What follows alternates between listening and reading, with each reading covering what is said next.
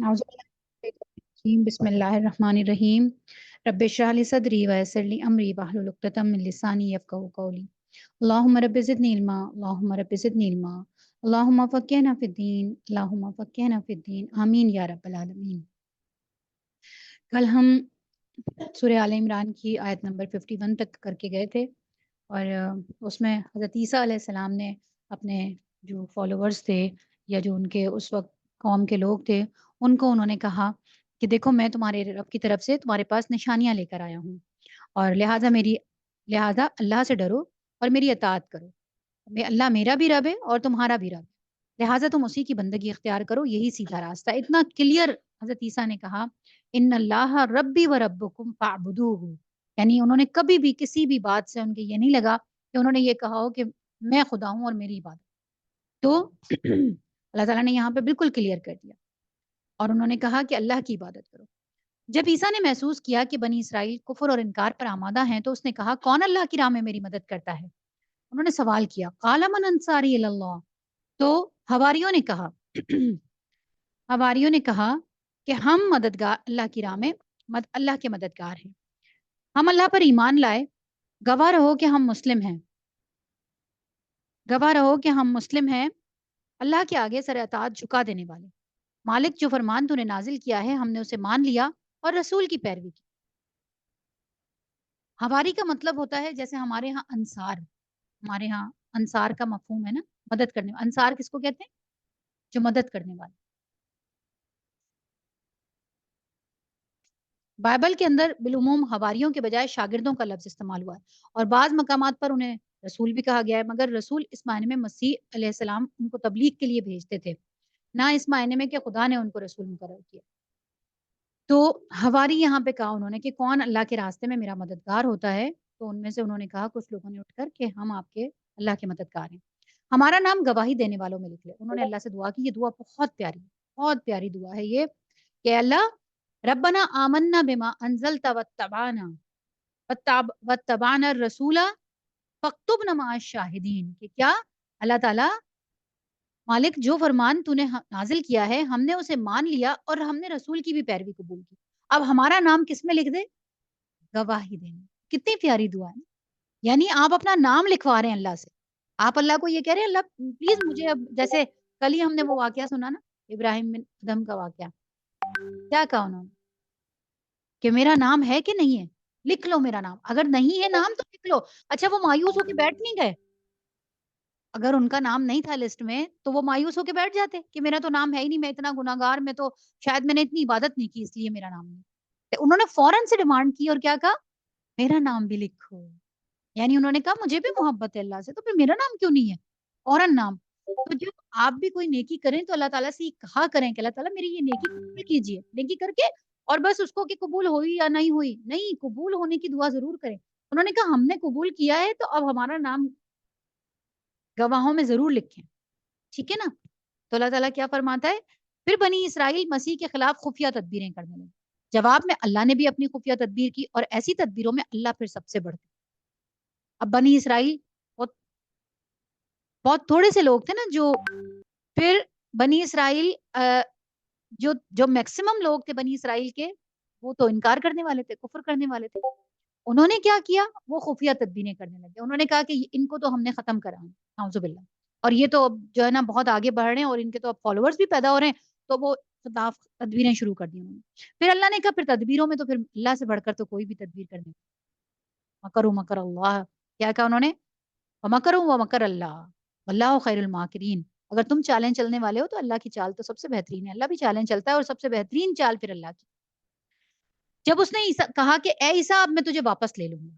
अब बात आ गई, बिल्कुल बर्दाश्त से बाहर हो गई और खुफिया तदबीरें क्या होने लगी? कत्ल की प्लानिंग। हज़रत ईसा को सलेब पे चढ़ाने की तैयारी होने लगी और इसके बारे में बाकायदा उन्होंने प्लान कर लिया। तो अल्लाह ताला ने पहले ही हज़रत ईसा को बता दिया कि ईसा देखो मैं तुम्हें उठाने वाला हूँ। अच्छा यहाँ पे ये नहीं कहा, मैं तुम्हें मौत देने वाला हूँ। नोट करें अल्फाज़ के ऊपर। ऐ ईसा मैं तुझे अब वापस ले लूँगा, अपनी तरफ उठा लूँगा और राफ़िओ का मतलब ऊपर उठा के लेके जाना। मैं तुझे अपनी तरफ वापस ले जाऊँगा, ऊपर उठा लूँगा और जिन्होंने तेरा इनकार किया है उनसे यानी उनकी गैदरिंग से ان کے گندے ماحول سے، ان کے ساتھ رہنے سے تجھے پاک کر دوں گا، ان کی گیدرنگ سے ہی تجھے اٹھا لوں گا، میں ختم کر دوں گا، اور تیری پیروی کرنے والوں کو پھر قیامت تک ان لوگوں پر بالادست رکھوں گا جنہوں نے تیرا انکار کیا ہے، پیروی کرنے والوں کو قیامت تک بالادست رکھوں گا۔ آپ کو اس آیت سے کیا سمجھ آ رہا ہے؟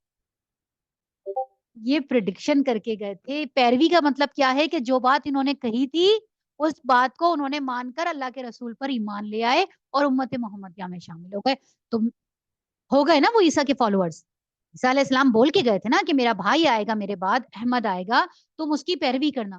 تو جو کرسچنز جب یہ آیت پڑھتے ہیں اپنی بائبل کے اندر یہ بات پڑھتے ہیں اور پھر اس کے بعد اللہ کے رسول پر ایمان لے آتے ہیں، تو ان کا وعدہ ہے اللہ کا ان سے وعدہ ہے کہ اب تمہیں میں قیامت تک بالادست رکھوں گا، تم بھی پھر انہی میں شامل ہو جاؤ گے جن کو میں نے فضیلت دے کے سب سے وسط امت وسط بنائی۔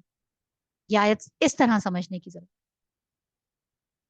بالکل، جو حضرت موسیٰ کے فالوورز ہیں، جو وہ جب ان کے حضرت موسیٰ کی بات مان لیتے تھے، حضرت موسیٰ بھی یہی بول کے گئے تھے کہ میرے بعد نبی آئے گا اس کو ماننا، تو جو موسیٰ کے فالوورز تھے وہ حضرت عیسیٰ کو مان لیں اور حضرت عیسیٰ کے ماننے کے بعد آپ صلی اللہ علیہ وسلم کو مان لیں، تو ابھی ہم سورہ جن میں جائیں گے نا، ابھی کیا ہوگا؟ جنات کے بارے میں کیا بتائیں گے؟ وہ موسیٰ کے فالوورز تھے، جنات موسیٰ کے فالوورز تھے، آپ صلی اللہ علیہ وسلم کی بعثت ہونے لگی، آسمان کو جکڑ دیا اللہ تعالیٰ نے کہ کہیں سے کوئی خبر نہ لے، جنات خبریں لے لیتے ہیں، جا کے شیاطین جن جو ہوتے ہیں وہ اوپر جاتے ہیں اور فرشتوں سے سن لے لیتے ہیں۔ تو جب اللہ تعالیٰ کسی قوم کے اوپر عذاب ڈالنے لگتا ہے یا جب کسی قوم کے اوپر نبی بھیجنے لگتا ہے تو اللہ کیا کرتا ہے؟ آسمانوں کو جکڑ دیتا ہے کہ ان کو پہلے سے کچھ نہ پتہ چلے۔ تو جب یہ جنات اوپر جا کے سن لینے کے لیے اوپر گئے تو انہوں نے دیکھا آسمان تو زنجیروں سے پٹا ہوا ہے، شہاب ثاقب کی بھرمار ہے، جیسے ہی سنگن لینے لگتے ہیں ایک شہاب ثاقب دے کے مارا جاتا ہے۔ ہم سمجھتے ہیں شہاب ثاقب ہے، وہ دراصل کوئی جن ہوتا ہے جو اوپر جانے کی کوشش کرتا ہے اور اس کو مار کے بھگایا جاتا ہے۔ اللہ قرآن میں کہہ رہا ہے۔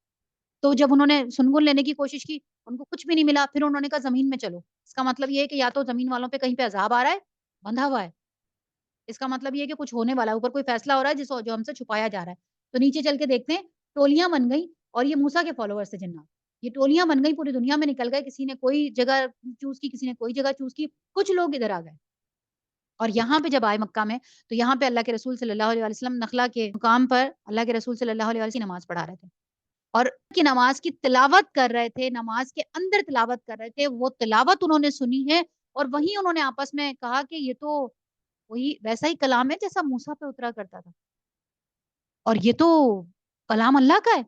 ابھی ان کو کسی نے دعوت نہیں دی، ابھی صرف انہوں نے قرآن سنا ہے، قل اوحی الی انہ استمع نفر من الجن فقالوا انا سمعنا قرآنا عجبا یہدی الی الرشد فآمنا۔ بس ہمیں تو پتہ چل گیا، ہم یہی تو تلاش کرنے کے لیے آئے تھے، چلو آؤ اپنے علاقے میں جا کے تبلیغ کرتے ہیں۔ یہ ہے ایمان، یہ اللہ ڈیمانڈ کرتا ہے، یہ اللہ کہتا ہے کہ تمہارے پاس ایسا ایمان ہونا چاہیے۔ ابھی ان کو کسی نے بعد میں آئیں گے، بعد میں آ کے اللہ کے رسول کے پاس آ کے جو ہے وہ پورا سن کے جائیں گے قرآن، ساری ملاقات ہوگی، وہ سب کچھ بعد میں ہوگا۔ انہوں نے تو یہاں سنا اللہ کے رسول کو تو اللہ نے وحی سے بتایا، قل اوحی الی انہ استمع، اے نبی بتائیے ان کو کہ میرے پاس وحی آئی ہے کہ جنوں کی ایک جماعت نے قرآن سنا، انہوں نے کہا یہ تو وہ کلام ہے، اور کیا ہم لوگ تو اللہ کے ساتھ شرک کرتے تھے اور یہ تو شرک تو ہے ہی نہیں اللہ کے ساتھ، تو چلو ہم چل کے اپنی بستی کے اندر تبلیغ کرتے ہیں کہ لوگوں کو بتائیں کہ ہم نے لوگوں کو انہوں نے خدا بنایا ہوا ہے، خدا تو بس ایک ہی ہے۔ تو یہ کون تھے؟ یہ موسیٰ علیہ السلام۔ تو اس طرح سے ہر نبی کے فالوورز اور جب اللہ کے رسول پر ایمان لے آئیں گے تو پھر اللہ کا ان سے پھر اللہ کہتا ہے کہ قیامت تک ان لوگوں کو بالادست رکھوں گا جنہوں نے تیرا انکار کیا، اور پھر تم سب کو آخرکار میرے پاس آنا ہے، اس وقت ان باتوں کا فیصلہ کروں گا جن میں تمہارے درمیان اختلاف ہوا ہے، اور جن لوگوں نے کفر اور انکار کی روش اختیار کی ہے انہیں دنیا اور آخرت دونوں میں سزا دوں گا، اور وہ کوئی مددگار نہ پا سکیں گے، اور جنہوں نے ایمان اور نیک عملی کا رویہ اختیار کیا ہے انہیں ان کے اجر پورے کے پورے دیے جائیں گے، اور خوب جان لے کہ ظالموں سے اللہ ہرگز محبت نہیں کرتا۔ اب یہاں پہ دیکھیں، یہاں پہ کیا پتہ چلتا ہے کہ کچھ کچھ لوگوں کو سمجھ نہیں آتی یہ بات کہ جو یہ لوگ کہتے ہیں کہ ہم نے صلیب چڑھایا، ابھی آگے آئے گی وہ آیت، اس کے اندر اس کو پھر ڈسکس کرتے ہیں کہ انہوں نے صلیب چڑھایا اور ان کے لیے اللہ تعالیٰ کیا فرماتا ہے۔ خود اللہ تعالیٰ قرآن پاک میں کہتا ہے نہ انہوں نے اس کو صلیب چڑھایا اور نہ ہی انہوں نے اس کو عیسیٰ کا معاملہ ان کے اوپر شک والا بنا دیا ہے۔ شک والا کیوں بنایا اس کو پھر آگے ڈسکس کرتے ہیں۔ اللہ فرماتا ہے کہ یہ آیات اور حکمت سے لبریز تذکرے جو ہم تمہیں سنا رہے ہیں اللہ کے نزدیک عیسیٰ کی مثال آدم کی سی ہے، یعنی تمہیں عیسیٰ کے پیدا ہونے میں شک ہوتا ہے اور تم کہتے ہو کہ مریم بغیر باپ کے بچہ کیسے پیدا کر سکتی ہے؟ تو تمہیں آدم کے پیدا ہونے میں شک نہیں ہوتا کہ آدم کی تو ماں بھی نہیں ہے، باپ بھی نہیں ہے؟ تو وہ تو زیادہ بڑا معجزہ ہے ہمارا۔ یہاں تو ہم نے پورا پروسیس کر کے دکھایا، 9 منتھس پورے لگے مریم کو، اور بالکل اسی طرح سے ڈلیوری ہوئی اس کی۔ کوئی ایسا نہیں ہوا کہ اللہ تعالیٰ نے مریم کو پتہ بھی نہیں چلنے دیا۔ اتنا تکلیف میں گئی مریم کہ اس وقت جا کے انہوں نے تکلیف کی شدت سے کیا کہا؟ کاش کہ میں مر گئی ہوتی، میرا نام بھی نہ ہوتا۔ اتنی تکلیف کی شدت، یعنی بالکل ان کو ایک عام عورت کی طرح ڈلیوری ہوئی، سارا پروسیس وہی ہوا۔ تو یہ تو معجزہ اللہ تعالیٰ نے یہ تو تمہارے سامنے کر کے دکھایا۔ اور آدم کو تو ہم نے بغیر ماں کے اور بغیر باپ کے پیدا کیا۔ تو تمہیں آدم کی پیدائش کے اندر کوئی جیسا شک نہیں ہے، تو تم عیسیٰ کی پیدائش میں کیوں شک کرتے ہو؟ ہمارا ایک حکم تھا، ہماری طرف سے حکم تھا مریم کو کہ مریم کے یہاں بچہ ہوگا، اور وہ ہو گیا۔ ہمارے لیے کیا مشکل ہے؟ ہم نے چاہا تو بغیر ماں باپ کے پیدا کر دیا، اور ہم نے چاہا تو بغیر باپ کے بھی پیدا کر کے دکھا دیا۔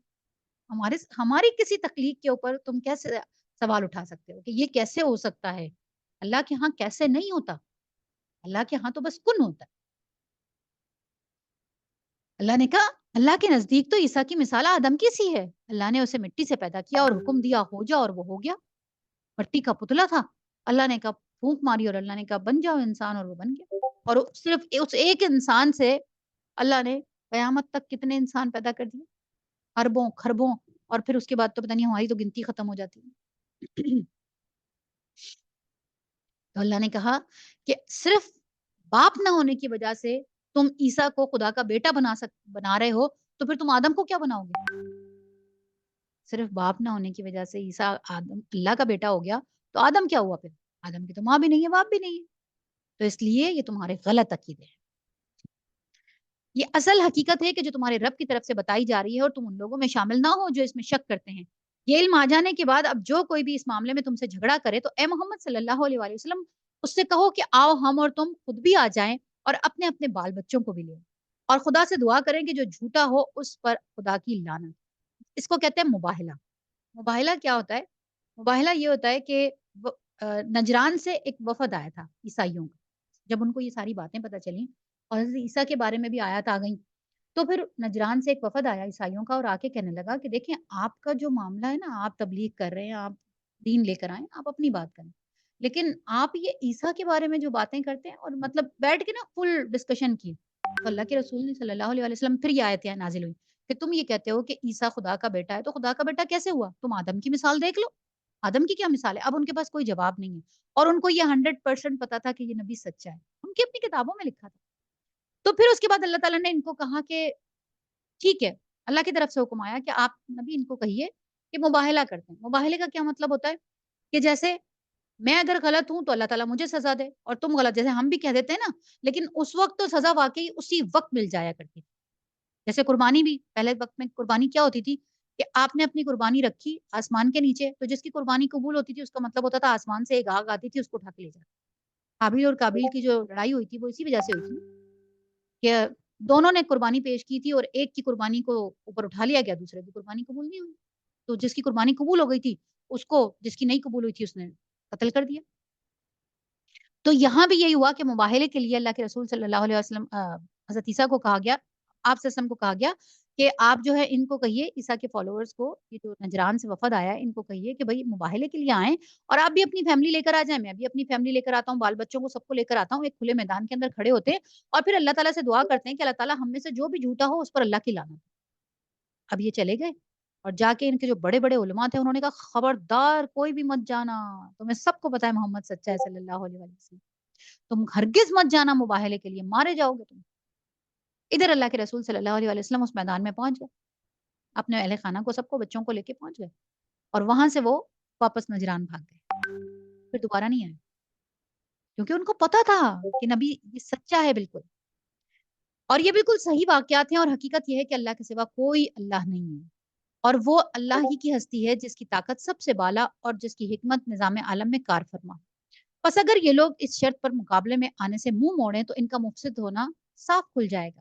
یہی ہوا، مقابلے پہ نہیں آئے، اور اللہ تو مفسدوں کے حال سے واقف ہے ہی ہے، یعنی اللہ کو تو پتا ہے کہ یہ نہیں آئیں گے، لیکن ایک چیز آپ لوگوں کے سامنے بھی آ جائے گی کہ اگر یہ سچے ہیں اور واقعی ان کے دل میں یہ ہے کہ ہم سچے ہیں، ایک تو یہ ہوتا ہے نا کہ انسان غلطی پر ہوتا ہے، اس کے دل میں یہ ہوتا ہے میں بالکل ٹھیک ہوں، تو وہ پھر وہ کام کر جاتا ہے. ایک انسان کو یہ پتا ہے کہ میرے دل میں بھی پتا ہے میں جھوٹا ہوں اور میں صرف یہ دکھا رہا ہوں کہ میں سچا ہوں, تو وہ کبھی بھی مقابلے پر نہیں ہے.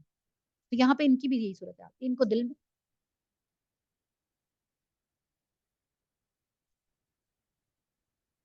وہ قبول انہیں اسی وجہ سے نہیں کیا نا کہ بنی اسرائیل سے پھر نبوت ادھر چلی جائے گی, ہم پھر بنی اسماعیل کے فالوورز ہو جائیں گے. تعصب, تعصب ہے نا. ہم تو ہم تو بڑے پہنچے ہوئے لوگ تھے, ساری زندگی وراثت, ہماری وراثت تھی, نبوت تو ہماری وراثت میں تھی. ہمارے بعد تو نبوت کسی کو ملی نہیں. ابراہیم علیہ السلام کے بعد تو نبوت ابراہیم علیہ السلام کے بیٹے اسحاق کی نسل میں چلتی رہی. یہ اسی پہ ڈٹے رہے. انہوں نے کہا نبوت اگر ہمارے اس میں آتی تو ہم قبول کرتے. اب تو ہم تو ان کے فالوورز ہو جائیں گے پھر. یہی تو ہوا تھا. جو اہل مکہ نے انکار کیا وہ کس وجہ سے کیا؟ اہل مکہ کا بھی تو انکار اسی وجہ سے تھا نا. ابو جہل نے کیا کہا؟ ابو جہل نے کہا کہ بنو ہاشم پہلے یہ کھانے کھلاتے تھے, ہم بھی کھانے کھلاتے تھے. یہ بڑے بڑے لنگر لگاتے تھے, ہم بھی لگاتے تھے.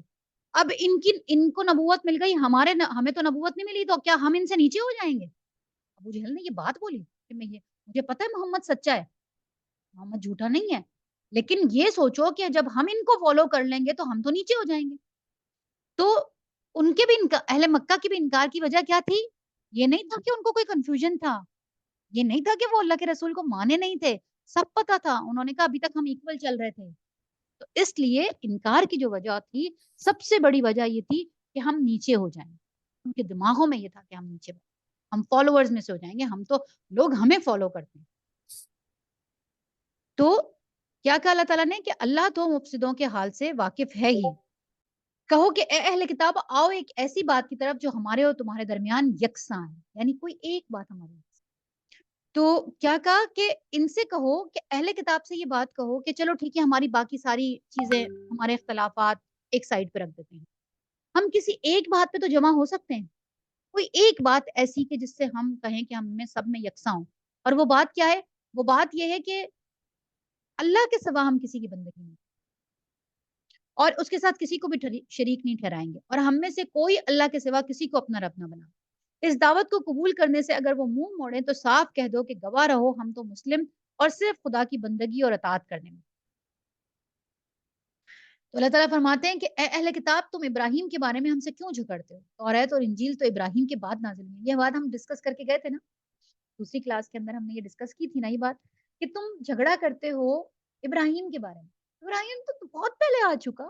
ابراہیم کے تو بہت عرصے کے بعد موسیٰ آئے تھے, اور توریت بہت بعد میں آئی تھی, اور عیسیٰ تو ابھی اللہ کے رسول صلی اللہ علیہ وسلم سے پہلے حضرت عیسیٰ آئے تھے. تو یہ تو بہت بعد کی بات ہے, ہزاروں برس گزر گئے. اللہ تعالیٰ قرآن پاک میں فرماتا ہے کہ ابراہیم کے بعد صرف نوح علیہ السلام کے لیے نہیں آتا کہ نوح علیہ السلام کو اللہ تعالیٰ نے پورا سیلاب آ گیا تھا اور ختم ہو گیا تھا. اللہ فرماتا ہے ابراہیم کے بعد ہم نے کئی زمانے تباہ کر دیے. کیا مطلب ہوا؟ کوئی پتہ نہیں 10,000 سال گزرے, کوئی پتہ نہیں 5,000 سال گزرے, ہمیں نہیں پتا کتنے ہزار سال گزرے ہیں. جو اللہ کہتا ہے قرآن میں کہ ابراہیم کے بعد تو ہم نے کئی زمانے تلپٹ کر دیے, سب ختم ہو کے دوبارہ بنائے, سب ختم ہوا پھر دوبارہ بنائے. تو ابراہیم تو بہت پہلے آ چکا ہے. تم ابراہیم کے بارے میں ہم سے کیوں نہ جھگڑا کرتے ہو؟ توریت اور انجیل تو ابراہیم کے بعد نازل ہوئی ہیں, پھر کیا تم اتنی سی بات نہیں سمجھتے؟ یہودی کہتے ہیں ابراہیم یہودی تھے, اور عیسائی کہتے ہیں ابراہیم عیسائی تھے. کیسے ہو سکتے ہیں؟ تم ان کے فالوورز ہیں, وہ تمہارے فالوورز تھوڑی تھے کوئی. تم لوگوں کو تم لوگ جن چیزوں کا علم رکھتے ہو ان میں تو خوب بحثیں کر چکے. اب ان معاملات میں کیوں بحث کرنے چلے ہو جن کا علم تمہارے پاس کچھ بھی نہیں؟ اللہ جانتا ہے, تم نہیں جانتے. ابراہیم نہ یہودی تھا نہ عیسائی تھا, بلکہ وہ تو ایک مسلم یکسو تھا, اور وہ ہرگز مشرکوں میں سے نہیں تھا. ابراہیم سے نسبت رکھنے کا سب سے زیادہ حق اگر کسی کو پہنچتا ہے تو وہ ان لوگوں کو پہنچتا ہے جنہوں نے اس کی پیروی کی ہے. یعنی کون لوگ؟ اللہ کے رسول. اللہ کہہ رہا ہے یہ نبی اور اس کے ماننے والے. ابراہیم کے ساتھ اگر کسی کی نسبت ہے تو وہ ان کی ہے, اور یہ اس نسبت کے زیادہ حقدار ہیں. اللہ صرف انہی کا حامی اور مددگار ہے جو ایمان رکھتے ہیں. اے ایمان لانے والوں, اہل کتاب میں سے ایک گروہ چاہتا ہے کہ کسی طرح تمہیں راہ راست سے ہٹا دے, حالانکہ در حقیقت وہ اپنے سوا کسی کو گمراہی میں نہیں ڈال رہے, مگر انہیں اس کا شعور نہیں. اے اہل کتاب, کیوں اللہ کی آیات کا انکار کرتے ہو حالانکہ تم خود ان کا مشاہدہ کر رہے ہو؟ یعنی ایسا نہیں ہے کہ تم انجان ہو, تمہیں پتہ نہیں چل رہا, تم سے غلطی سے یہ سب کچھ ہو رہا ہے, تم مشاہدہ کر رہے ہو کتاب کا. جو کتابوں میں لکھا ہے وہ اب آنکھوں سے دیکھ رہے ہو. ہم بھی دیکھ رہے ہیں قرآن پاک میں جو کچھ لکھا ہوا تھا وہ ہماری آنکھوں کے سامنے ہو رہا ہے, فضا میں ہم دیکھ رہے ہیں. اللہ کہتا ہے یہ تمہیں نہیں چھوڑیں گے, یہ تمہارے خلاف سازشیں کریں گے, تم کبھی ان کو دوست مت بنانا. آج غزہ کے علاوہ سارے مسلمان ملکوں کے دوست بنے میں یہودی اور عیسائی. اللہ نے کہا تھا مت ان کو دوست بنانا، یہ تمہارے ہمدرد کبھی بھی نہیں ہوں گے. اہل کتاب میں سے ایک گروہ کہتا ہے کہ اس نبی کے ماننے والوں پر جو کچھ نازل ہوا ہے اس پر صبح ایمان لاؤ، شام کو اس سے انکار کر دو، شاید اس ترکیب سے یہ لوگ اپنے ایمان سے پھر جائیں. نیز یہ لوگ آپس میں کہتے ہیں کہ اپنے مذہب والے کے سوا کسی کی بات نہ مانو، اور اے نبی صلی اللہ علیہ وآلہ وسلم ان سے کہہ دو کہ اصل میں ہدایت تو اللہ کی ہدایت اور یہ اسی کی دین ہے کہ وہ کسی کو وہی کچھ دے دیا جائے جو کبھی تم کو دیا گیا تھا. کیا کہتے؟ پلاننگ کی. ہوا کیا؟ ابھی تک تو یہ ہوتا تھا کہ جو ایمان لے کر آیا ایک دفعہ وہ دوبارہ پلٹتا نہیں تھا. ساری پلاننگ کر لی انہوں نے. جو ایک دفعہ مسلمان ہو جاتا تھا وہ دوبارہ ہٹتا نہیں تھا. اب کیا ہوا کہ انہوں نے کہا کیا طریقہ نکالیں کہ یہ جو مسلمان ہو جانے والے لوگ ہیں یہ پلٹ آئیں. ان کے علماء بیٹھے اہل کتاب کے اور بیٹھ کے انہوں نے پلاننگ کی. کیا کہا انہوں نے؟ ایسا کرتے ہیں کہ صبح جاتے ہیں محمد صلی اللہ علیہ وسلم کی محفل کے اندر اور جا کے ان کو کہتے ہیں کہ ہم ایمان لے آئے. بڑے دل سے جائیں گے، سب کو یہ کریں گے کہ بھائی ہم ایمان لے کر آئیں. سارا دن ان کی محفل میں رہیں گے اور سارا دن ان کے ساتھ وقت گزاریں گے، ان کی باتیں سنیں گے، قرآن سنیں گے، سب کچھ سنیں گے اور پھر شام کو وہاں سے اٹھ کر آئیں گے یہ کہتے ہوئے کہ بھائی ہم بڑے دل سے آئے تھے، بڑا سوچ سمجھ کر آئے تھے، مگر جب قریب آئے تو پتہ چلا کچھ بھی نہیں ہے. اور جب ہمیں لوگ پلٹتا ہوا دیکھیں گے تو جو ابھی کچے ایمان کے لوگ ہیں یا جو ابھی آنا چاہ رہے ہیں وہ بولیں گے کہ بھائی یہ تو واقعی بڑے دل سے آئے تھے، انہوں نے کچھ تو دیکھا ہے کہ انکار کر کے گئے. اب یہ انہوں نے ایک اور نئی ترکیب کی. اللہ نے بتا دیا اپنے نبی کہ ان میں سے ایک گروہ یہ پلاننگ کر کے آپ کے پاس آ رہا ہے. اے نبی ان سے کہہ دو کہ اصل میں ہدایت تو اللہ کی ہدایت ہے اور یہ اسی کی دین ہے کہ وہ کسی کو وہی کچھ دے دیا جائے جو کبھی تم کو دیا گیا تھا. تم لوگوں نے صرف سازش اس لیے کر رہے ہو کہ جو تمہیں دیا گیا تھا اب وہ کسی اور کو مل گیا. تمہارے پیٹ کے اوپر تمہارے سینوں پہ اب سانپ لوٹ رہے کہ کس طرح سے ان سے وہ چیز چھین لی جائے. تو تم اس میں جتنا بھی تڑپتے رہو اللہ آپ کچھ نہیں کرنے دے. یا یہ کہ دوسروں کو تمہارے رب کے حضور پیش کرنے کے لیے تمہارے خلاف کبھی حجت مل جائے. اے نبی ان سے کہو کہ فضل اور شرف اللہ کے اختیار میں ہے، جسے چاہے عطا فرمائے، وہ وسیع النظر ہے اور سب کچھ جانتا ہے. اپنی رحمت کے لیے جس کو چاہتا ہے مخصوص کر لیتا ہے اور اس کا فضل بہت بڑا ہے. اہل کتاب میں کوئی تو ایسا ہے اگر تم اس کے اعتماد پر مال اور دولت کا ایک ڈھیر بھی دے دو تو وہ تمہارا مال تمہیں ادا کرے گا، اور کسی کا حال یہ ہے کہ اگر تم ایک دینار کے معاملے میں بھی اس پر بھروسہ کرو تو وہ ادا نہیں کرے گا الا یہ کہ تم اس کے سر پر سوار ہو جاؤ. ان کی اس اخلاقی حالت کا سبب یہ ہے کہ وہ کہتے ہیں امیوں یعنی غیر یہودیوں کے معاملے کے اندر ہم پر کوئی مواخذہ نہیں. امی اصل میں کس کو کہا جاتا ہے؟ امی ہمارے ہاں تو عام طور پہ کانسیپٹ یہ کہ پڑھا لکھا نہیں ہوتا اس کو امی کہا جاتا ہے. دراصل امی کا جو اصل معنی ہے نا وہ یہ ہے کہ جن کو کتاب نہیں آئی اور وہ جو اپنے رسم و رواج پہ اپنے قبائلی قوانین اور اپنی جو ان کی وہاں کی جو تہذیب تھی اسی کو فالو کرتے جا رہے ہیں. کوئی اور چیز ان کے پاس ابھی تک نہیں ہے. امیوں مطلب غیر یہودیوں کے معاملے میں ہم پر کوئی مواخذہ نہیں ہوگا. آج بھی یہی لوگ یہی سمجھ رہے ہیں. کیا کہا اللہ تعالیٰ نے کہ ان کی اخلاقی حالت کا سبب یہ ہے، یعنی جو ان کی اخلاقی حالت ہے پستی میں گری دی ہے نا اخلاقی حالت، یہ بالکل مہذب لوگ نہیں ہیں. کیوں نہیں ہے؟ اس وجہ سے نہیں ہے کہ وہ یہ کہتے ہیں کہ امیوں کے معاملے میں یعنی غیر یہودیوں کے معاملے میں ہم سے پکڑ نہیں ہوگی، ہم سے پوچھ ہی نہیں ہوگی، ہم سے کوئی اللہ تعالیٰ نے ہمیں کھلی چھوٹ دی بھی. یعنی آپ اندازہ کریں کہ 1948 کے اندر اور جب یہ اسرائیل بنا اور یہ لوگ جب اسرائیل کے اندر آئے، اسرائیل مطلب قیام میں آیا تو انہوں نے اس وقت تو سوشل میڈیا نہیں تھا، اس وقت تو کچھ بھی نہیں تھا، پتہ ہی نہیں چلتا تھا. پتہ ہی بہت بعد میں چلا کہ یہ اسی وقت سے انہوں نے آج نہیں شروع کیا یہ کام، انہوں نے اسی وقت سے یہ کام شروع کر دیا. اور یہ فلسطین کے رہنے والوں کے 200 گاؤں اس وقت انہوں نے جلائے تھے، 200 گاؤں سب ہستی سے مٹا دیے انہوں نے، جلا کے خاک کر دیا بالکل 200 گاؤں. جی جی جی بالکل بالکل. اور باقاعدہ ان کے جو عالم تھے انہوں نے اپنی کتابوں کے اندر یہ لکھا ہوا ہے کہ تمہیں حکم باقاعدہ دیا ہے کہ تمہیں مسلمانوں کو مارنا ہے، اجازت نہیں دی، حکم دیا ہے باقاعدہ.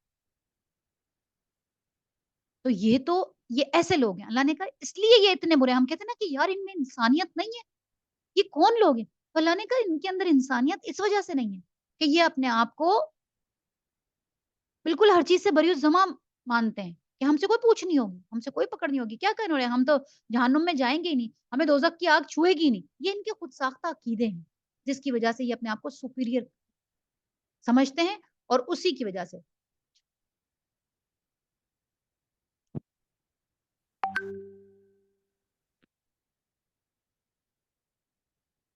اسلام کے اندر دیکھو یہ ہے کہ کوئی بھی کسی بھی اللہ تعالیٰ نے یہ کہا کہ کسی بھی ریلیجیس فرد کو اس کے اپنے مطلب اس کی عبادت گاہ سے دور نہیں کر سکتے، لیکن حضرت عمر نے بھی جو معاہدہ کیا تھا وہ بھی تو پڑھے نا، وہ معاہدہ انہوں نے توڑا نا۔ حضرت عمر نے تو معاہدہ کیا تھا کہ یہ یہاں پہ زمینیں نہیں خرید سکیں گے، یہ یہاں پہ بس نہیں سکیں گے، یہ یہاں کے رہنے والوں کو نکال نہیں سکتے، آپ معاہدہ تو پڑھیں، وہ پورا کا پورا معاہدہ ہوا تھا اس میں، جب وہ معاہدہ انہوں نے توڑا تو پھر ساری خرابی ہو گئی، قتل تو کر ہی نہیں سکتے یہ۔ تو پھر اس کے بعد کیا کہا کہ یہ بات وہ محض جھوٹ گھڑ کر اللہ کی طرف منسوخ کرتے ہیں، یعنی وہ جو کہتے ہیں کہ ہم سے کوئی پوچھ نہیں ہوگی، اللہ کہتا ہے یہ جھوٹی بات ہے جو اللہ کی طرف یہ لوگ کرتے ہیں۔ اللہ نے ایسی کوئی بات ان کو نہیں کی۔ ہاں لاڈلی قوم تھے نا، اللہ نے ایک دفعہ غلطی ہوئی معاف کیا، دو بار غلطی ہوئی معاف کیا، ہر بار اللہ آسمان سے خوان نازل کر رہا ہے، اللہ بادلوں کا سایہ، تو انہوں نے اپنے آپ کو ویسے ہی لاڈلا، جیسے ایک لاڈلا بچہ ہوتا ہے نا، بگڑ بھی جاتا ہے تو کہتا ہے نہیں میں لاڈلا ہی رہوں گا، تو وہ اللہ نے ان کو لاڈلا رکھا، اللہ نے ان کو برسا برس لاڈلا رکھا، لیکن جب انہوں نے اپنی روش بدلی نہیں اور آخر میں اللہ تعالیٰ نے دیکھا کہ اب یہ میرے نبی کو بھی نہیں مان رہے اور اس کے خلاف کھڑے ہو گئے، پھر اللہ نے کہا اب نہیں، اب تم پر پستی اور بدحالی مسلط ہو جائے، اب تم امت بھی ختم ہو گئے اور سب کچھ۔ اچھا ایک اور چیز یہ آتی ہے کہ جیسے حضرت نوح کی قوم تھی، فالو نہیں کیا، انکار کیا، پوری کی پوری قوم ختم خلاص۔ حضرت لوط کی قوم تھی، کیا آیا، عذاب نازل ہوا، ایک بندہ بھی نہیں بچا، ختم، ہے نا۔ حضرت شعیب کی قوم تھی، باقی تمام انبیاء کی قوم ہم نے دیکھتے ہیں کہ اللہ تعالیٰ نے عذاب سے ختم کر دیا۔ اللہ نے یہودیوں کو کیوں نہیں ختم؟ یہودیوں کو رکھنے کی، اور یہودیوں کو پھر آخر کے اندر اللہ تعالیٰ کب کب ان کو سزا ملے گی، کب یہ پورے کے پورے ختم ہو جائیں گے؟ حضرت عیسیٰ کیا نے، انہوں نے کس کا انکار کیا تھا، انہوں نے کس کے خلاف سازش کی تھی، اللہ انہی کے ہاتھ ان کو مار، اللہ نے ان کو جو بچا کے رکھا ہوا ہے، ہر امت کو اللہ تعالیٰ نے ختم کر دیا، انہوں نے انکار کیا، اللہ نے کہا ختم، ان کو اللہ نے بچا کے رکھا حضرت عیسیٰ کے لیے۔ اب حضرت عیسیٰ آئیں گے تو اس وقت کیا صورتحال ہوگی کہ ایک ایک پتھر آواز لگا کے کیا کہے گا، یہ یہودی یہاں چھپا ہوا ہے آ کے، اہل فلسطین اب کہتے ہیں، ایک میں پوسٹ پڑھ رہی تھی، انہوں نے کہا ہمیں نا اس حدیث کا سمجھ نہیں آتا تھا کہ پتھر کیوں بولیں گے، اب سمجھ آتا ہے کہ دنیا خاموش ہوگی تو پتھروں کو بولنا پڑے گا، پوری دنیا خاموش ہو جائے گی ہمارے لیے تو پھر پتھر بولیں گے کہ ان کو مارو آ کے۔ آج دیکھیں نا کیا 80 سال کی ایک فگر ہے کہ ہر 80 سال کے بعد ان کو یہودیوں کو ان کی تاریخ کے اندر ہے اور ان کو یہ خوف ہے، ان کو پتا ہے کہ ہر 80 سال کے بعد ان کو اس جگہ سے نکالا جاتا ہے، ان کو مار پڑتی ہے، اور ہاں تو یہ 80 سال سے زیادہ ان کی حکومت کسی جگہ بھی قائم نہیں رہی، یہ ان کی تاریخ ہے، ہسٹری ہے ان کی کہ 80 کی فگر، تو اب 80 کی فگر وہ پوری ہو رہی ہے، جو یہ تیزی آئی ہے نا غزہ کو کرنے کے اندر، اور ان کو تو ان کو یہ خوف ہے کہ اگر ہم نے ابھی قبضہ نہ کیا تو یہ ہمارے 80 سال پورے ہو رہے ہیں اور ہمیں پھر مار پڑے گی، ہمیں پھر فلسطین سے نکالا ہوگا انشاءاللہ تعالی، ہوگا انشاءاللہ تعالی۔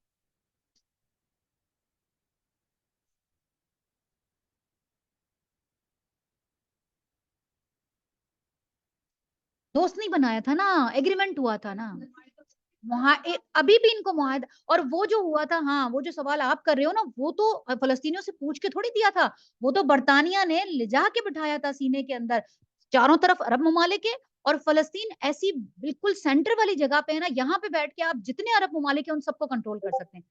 اسرائیل کی جو جگہ بنی ہے ابھی، فلسطین جو جس جگہ پر ہے، تو یہ تو فلسطینیوں کی پرمیشن کے ساتھ نہیں ان کو لا کے بٹھایا تھا، نہ فلسطینیوں نے ان کو پناہ دی تھی، یہ تو جھوٹ ایک پروپیگنڈا ہے کہ جو فلسطینیوں نے اپنی زمینیں بیچی اور فلسطینیوں نے ان کو گھسایا، فلسطینیوں سے تو پوچھا ہی نہیں گیا تھا، برطانیہ نے یہ کام کیا تھا کہ برطانیہ نے باقاعدہ یہودیوں کو ساری دنیا سے جمع کیا اور جمع کر کے ان کو فلسطین میں بٹھایا کہ ہم پورے عرب کو اس سے کنٹرول کر سکیں۔ یہ اسرائیل کو بٹھانے کا مقصد ہی یہی تھا کہ یہاں ہم ان کے بیچ میں خنجر کی طرح لا کے گھوپیں گے ان کے سینے میں اور پھر سارے عرب کو کنٹرول کریں گے ہم۔ یہ تو برطانیہ کی پلاننگ تھی، فلسطینیوں کا اس میں کوئی رول نہیں تھا کہ انہوں نے ان کو اجازت دی، ان سے کسی نے اجازت نہیں مانگی، تو کسی نے نہیں پوچھا تھا۔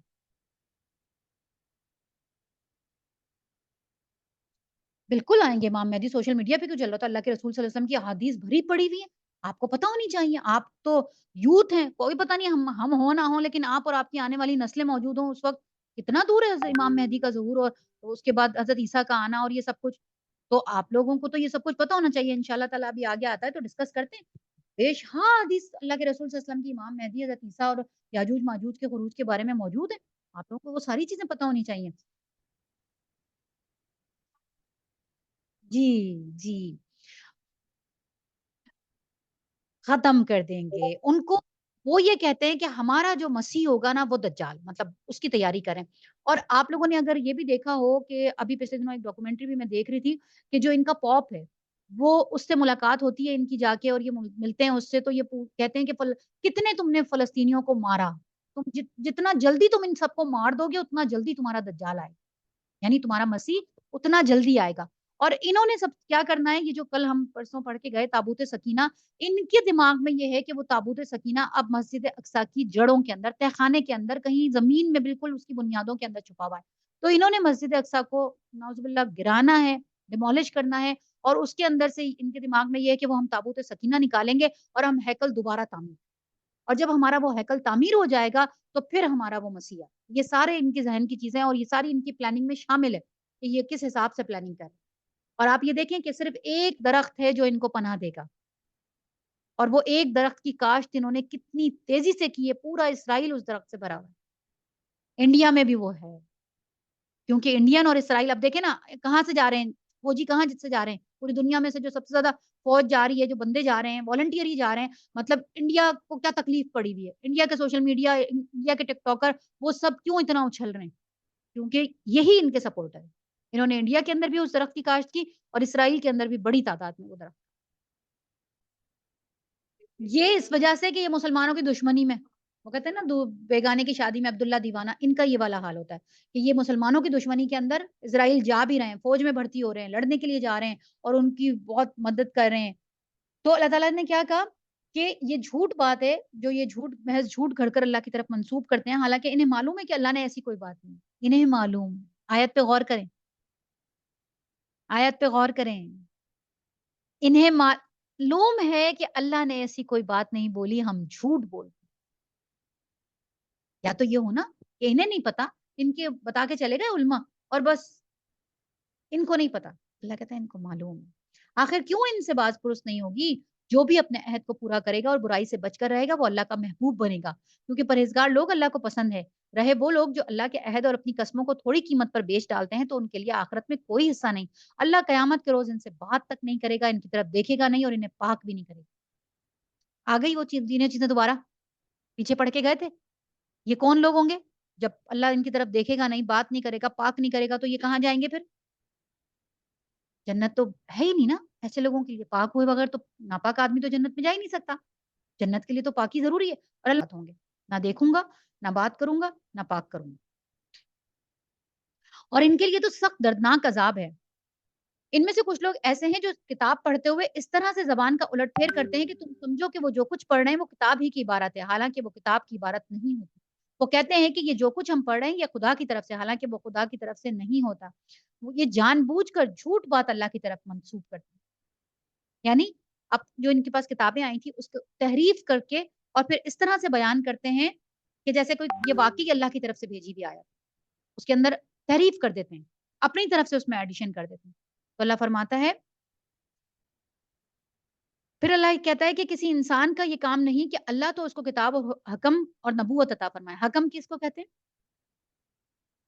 یہ حکم نہیں ہے، یہ حکم ہے۔ حکم کا مطلب ہوتا ہے کہ کسی ایسی سچویشن کے اندر جب آپ پھنسے ہوئے ہوں، پریشان ہوں، اب آپ نے کیا فیصلہ کرنا ہے، بالکل درست فیصلہ، اور یہ فیصلہ ہر بندہ نہیں کر سکتا۔ آپ نے دیکھا کچھ لوگ ڈیسیجن نہیں کر سکتے، ان میں ڈیسیجن پاور نہیں ہوتی، وہ کنفیوز رہتے ہیں، وہ خود اپنے بارے میں بھی ڈیسیجن نہیں کر پاتے، ایک لمبا عرصہ وہ اسی میں رہتے ہیں، میں یہ کروں یا یہ کروں، میں یہ کروں یا یہ کروں۔ ایسے لوگوں کو حکم نہیں ملا۔ اللہ تعالیٰ نبیوں کو تو حکم دیتے ہی دیتے ہیں، لیکن بہت سارے لوگوں کو بھی ہم دیتے ہیں کہ ان میں ڈیسیجن پاور ہوتی ہے، وہ فوراً سے ڈیسیجن کر لیتے ہیں، رسک لینے والے لوگ۔ اللہ نے کیا کہا کہ کسی انسان کا یہ کام نہیں کہ اللہ تو اس کو کتاب اور حکم اور نبوت عطا فرمائے اور وہ لوگوں سے کہے کہ اللہ کے بجائے تم میرے بندے بن جاؤ. یعنی میرا کوئی نبی یہ بات نہیں کہے گا. یہ سمجھ لو اچھے طریقے سے. یہ بات یہاں کہنے کی ضرورت کیوں پیش آئی؟ یہ اس لیے پیش آئی کہ دجال جب آئے گا تو آ کے کیا کہے گا؟ میں رب ہوں. تو اللہ کہتا ہے یاد رکھنا کبھی بھی میرا کوئی رسول آ کے یہ نہیں کہے گا کہ میں رب ہوں اور میں نیچے کبھی آؤں. اور اسی طرح سے اللہ کے رسول صلی اللہ علیہ وسلم کی حدیث ہے کہ دجال کانا ہوگا اور تم جان لو اچھے طریقے سے کہ تمہارا رب کانا نہیں ہے. یہ حدیث بتانے کی ضرورت کیوں پیش آئی؟ کہ جب دجال آئے گا کام وہ سارے اللہ والے کرے گا, کو پاور اتنی ہوگی. ابھی آگے جا کے میں آپ کو اللہ کا شکر ہے اللہ تعالیٰ علم میں اضافہ کرتا ہے اور بندہ سیکھ رہا ہوتا ہے. سورہ کہف کی ایک بالکل نئی تشریح اور نئے زاویے سے ہم پڑھیں گے اس دفعہ انشاءاللہ تعالیٰ, جو پچھلا ہم نے کبھی بھی نہیں پڑھا اس دفعہ پڑھیں گے انشاءاللہ تعالیٰ. دیکھیں ہر دور کے اندر قرآن کی تفسیر اللہ تعالیٰ کیسی کرواتا ہے. اتنا مجھے تو سن کے بھی اچھا لگ رہا تھا, سمجھ کے بھی اچھا لگ رہا تھا. آپ لوگ بھی سنیں گے تو آپ لوگوں کی بہت دماغ کھلے گا انشاءاللہ. تو یہاں پہ بھی دجال جو کام کرے گا وہ کیا کرے گا؟ دجال حکم دے گا زمین کو فصل دو, فصل دے دے گی. یہ حکم کون دے سکتا ہے؟ اللہ. دجال لوگ آئیں گے اور آ کے کہیں گے کہ ہمارا فلاں رشتہ دار مر گیا. دجال ان کو زندہ کرے گا اور ان کو دکھا دے گا, بولے گا یہ زندہ ہوگا. آپ سنیں نا. اب جب وہ سارے کام کر لے گا تو پھر اس کے بعد وہ کہے گا میں رب ہوں نا, اب مجھے مانو. اللہ کے رسول نے کہا دجال کانا ہوگا اور تم یہ یاد رکھو تمہارا رب کانا نہیں. جب وہ یہ سارے کام کر کے تمہیں دکھائے اور پھر ڈیمانڈ کرے کہ میں رب ہوں مجھے مانو, تو تم یاد رکھنا, تم سمجھ جانا کہ یہ دجال. اس کو اللہ نے پاور ایسی دی ہے. یہ شیاطین کو خوش کر کے, شیاطین کو تو اللہ تعالیٰ نے ویسے ہی پاور دی ہے نا. ابلیس کے پاس بہت طاقت ہے, اس میں کوئی شک نہیں. جنات کے پاس بہت طاقت ہوتی ہے, اس میں کوئی شک نہیں. آپ دیکھ لینا کہ یہ ایک جگہ سے دوسری جگہ تک کتنی جلدی پہنچ جاتے ہیں. یہ آسمانوں تک پہنچ جاتے ہیں, مطلب اتنی آسمان پہ پہنچ گئے کہ اللہ کو زنجیروں سے باندھنا پڑا. پاور اللہ کی دی ہوئی بات یاد رکھیں. اور مسلمانوں کی آزمائش کے لیے پھر اس دجال کو, وہ دجال آئے گا, لیکن مسلمانوں کو اس کے لیے پہچاننا اتنا سا بھی مشکل نہیں. اس کو کون کس کے لیے مشکل ہوگا؟ جن کا اللہ پر ایمان ہی نہیں. اور کیا ہوگا کہ جو سارے مقامات اللہ نے بتائے, اللہ کے رسول صلی اللہ علیہ وسلم حدیث میں بتا کے گئے, ہم حیران ہوتے ہیں کہ جس جگہ پہ اللہ کے رسول نے بتایا کہ وہ یہاں سے آئے گا یہاں پہنچے گا, ان سب جگہوں پہ ایئرپورٹس بن چکے. جہاں لد کے مقام سے وہ بھاگے گا, جہاں اس کو ماریں گے زتیسا, وہاں بھی بہترین قسم کا ایئرپورٹ بن چکا دمشق کے مقام. جہازوں سے سفر کرے گا, جدید ٹیکنالوجی, وہ آئے گا ہی جدید ٹیکنالوجی کے ذریعے. وہ جو یہ کرے گا سب کچھ, یہ کیا ہوگی؟ یہ جو وہ ان کو مردوں کو دکھائے گا, یہ کیا ہوگا؟ مردے جو دکھائے گا وہ کیا کرے گا؟ سائنس کے ذریعے ٹائم ٹریول. وہ لائٹ کی اتنی جو اسپیڈ ہے وہ اس کے کنٹرول میں ہوگی, اور وہ ان کو پیچھے کا پورا منظر دکھا دے گا ان کے ماں باپ کو زندہ کر کے. مطلب وہ اس جگہ لے جا کے دکھا دے گا ان کو کہ جب ان کے ماں باپ زندہ تھے. یہ سب سائنس سے. وہ زندہ کر کے بھی دکھا دے گا. اللہ اس کو طاقت دیں گے نا, اللہ اس کو طاقت دیں گے اللہ کے اذن سے.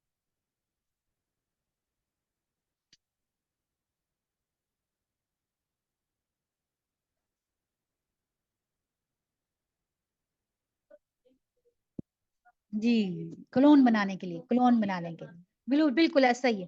وہ اس پہ تجربہ, جی تجربہ ہو رہا ہے, اس کے اوپر تجربہ ہو رہا ہے کہ وہ بندہ جو چلا گیا بالکل اس کی کاپی تیار کر کے رکھیں گے, اس بالکل سیم وہی باتیں کرے گا, وہی حرکتیں, وہی جین, سب کچھ اس کا وہی ہوگا. یہ اس کا کلون ریڈی کر کے, یہ ابھی اس پہ بن رہا ہے, یہ سب کچھ ہو رہا ہے.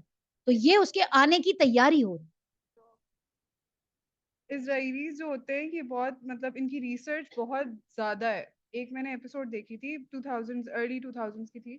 اس میں ایک بندے مطلب وہ لا اینڈ آرڈر کی ایپیسوڈ تھی کہ اس میں ایک بندہ پکڑا گیا, اس کا ڈی این اے بھی میچ ہو گیا, سارا کچھ ہو گیا, لیکن انہوں نے اور ریسرچ کی تو پتا چلا کہ یہ ڈی این اے جو مطلب بلڈ سے ڈی این اے انہوں نے میچ کیا تھا, وہ تھا اسی کا, سب کچھ اسی کا تھا, لیکن وہ بندہ نہیں تھا.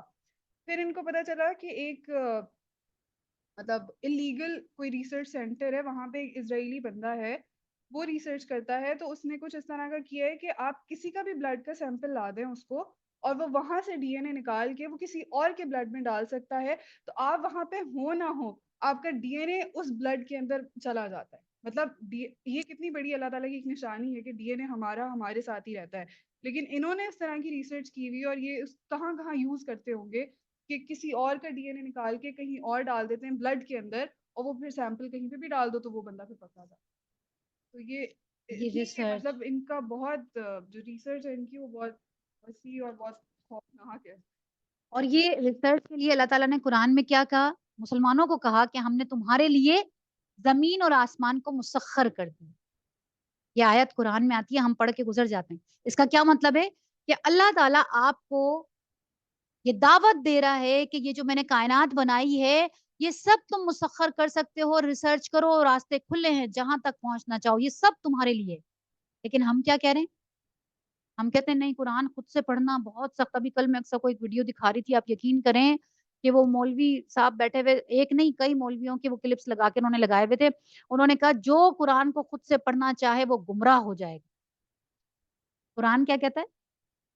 قرآن کہتا ہے ہم نے قرآن کو تمہارے سمجھنے کے لیے آسان کر دیا. وَلَقَدْ يَسَّرْنَا الْقُرْآنَ, کوئی ہے جو اس کو سیکھے؟ اور وہ کیا کہتے ہیں؟ کہتے ہیں ہاتھ نہ لگانا. تو جو ہاتھ لگا رہے ہیں ان کو سارا پتا ہے, وہ ان کو پتا ہے کہ ہمیں صرف یہی. اور ان کو یہودیوں کو کیسے پتا چلا کہ ہمیں یہ والا درخت جو ہے پناہ دے گا؟ احادیث سے. کیا پتا چلا؟ آپ کو نہیں پتا وہ حدیث کا, ان کو پتا ہے اس حدیث کا, انہوں نے پڑھی ہوئی ہے حدیث کہ ہمیں کون سا درخت پناہ دے گا. تو اللہ کے رسول صلی اللہ علیہ وسلم جو بتا کے گئے, جو حدیث کا ذخیرہ دے کے گئے, وہ کس لیے ہے؟ اس کو اگر ہم نہیں پڑھیں گے تو ہم ان چیزوں سے کیسے بچیں گے؟ ہمیں پتہ ہی نہیں ہے کہ دجال کون ہے, تو ہم دجال سے کیسے بچیں گے؟ پھر اللہ بتاتا ہے سورہ کہف, ہاں سورہ کہف ہے, ہاں 10 آیتیں تو پڑھنے کے لیے بھی ہے نا, اور پڑھنے کا مطلب یہ کہ اس کو سمجھو. اور باقی پوری کی پوری سورہ کہف اس پوری ٹیکنالوجی کو سمجھنے کے لیے کہ دجال تمہارے ساتھ کیا کیا کرے گا. تو دیکھو میں تمہیں بتاتا ہوں کہ یہ چیزیں کیسے ہوتی ہیں. دجال کی جو طاقتیں ہیں وہ ساری طاقتوں کا مشاہدہ اللہ سورہ کہف میں دکھائے گا. ابھی ہم کل جو پڑھ کے گئے سورہ حضرت عزیر علیہ السلام کا واقعہ, کہ حضرت عزیر علیہ السلام نے کیا کہا کہ اللہ تعالیٰ اس بستی کو زندہ کیسے کرے گا؟ غار میں گئے, جا کے سوئے, اللہ نے 3 کام کروائے. 3 کام کیسے کروائے؟ خود سوئے تو خود کے اوپر جو اثر ہوا وہ کتنا ہوا؟ میں دن کا آدھا حصہ سویا ہوں گا یا ایک دن کچھ دیر سویا ہوں گا. جو کھانا تھا اس کھانے کے بارے میں نے ابھی دوبارہ سے اس کو پڑھا اور سنا, تو انہوں نے کہا ان کا جو کھانا تھا نا وہ کیا تھا کہ انگور کو وہ نچوڑ کے اور اس کا جو انگور کا رس ہوتا ہے وہ نکال کے اس کے اندر روٹی ڈبو کے انہوں نے رکھی تھی, اور وہ انہوں نے اپنے پاس رکھ لی تھی کہ بھائی میں یہ کھاؤں گا, تھوڑا سا یہ نرم ہو جائے روٹی تو پھر میں کھا لوں گا. اس کے بعد 100 سال کے لیے اللہ تعالیٰ نے ان کو مار دیا, سلایا نہیں. سورہ کہف میں تو اللہ تعالیٰ ان کو کیا کہتا ہے؟ سو رہے تھے, کروٹیں دلا رہا تھا. ادھر اللہ نے کیا کہا؟ ہم نے ان کو مار دیا, مر گئے, اور دوبارہ ہم نے ان کو زندہ کیا. ان کے اوپر جو ٹائم کا اثر ہوا وہ کیا ہوا حضرت عزیر کے اوپر؟ کہ ان کو آدھا دن, ایک دن, چند گھنٹے لگے. کھانے کے اوپر جو الفاظ آتے ہیں اس کے اندر روایتوں میں پتہ چلتا ہے کہ جو انگور کا جو رس تھا اس کے اوپر ایک جھاگ سی آ جاتی ہے, اور وہ جھاگ سی چند منٹوں کے لیے, تھوڑی دیر کے لیے آتی ہے. تو جب یہ 100 سال کے بعد اٹھے, اکثر پہ جو اثر ہوا, اللہ نے کیا کہا؟ اور تو اپنے کھانے کی طرف دیکھ ذرا. آیت میں کیا لکھا ہوا ہے؟ تو اپنے کھانے کی طرف ایک نگاہ ڈال. کھانے کے اوپر جو انگور کا رس تھا اس کا جھاگ ابھی تک موجود تھا. تیسری طرف جو چیز تھی ساتھ کیا تھی؟ گدھے کی ہڈیاں بھی بھربری ہو کے ریت پنجر ختم ہو, بوسیدہ ہو کے گر چکا تھا. ایک ہی غار کے اندر 3 ٹائم ٹریول ہوئے, 3 سائڈ کے 3 ڈائمینشن ہوئی. ایک ڈائمینشن حضرت عزیر کے اوپر ہوئی, ان کو لگا کہ میرا آدھا دن گزرا ہے. ایک کھانے کے اوپر جو ڈائمینشن, جس سائڈ کی ڈائمینشن کھانے کے اوپر تھی وہاں چند منٹ گزرے.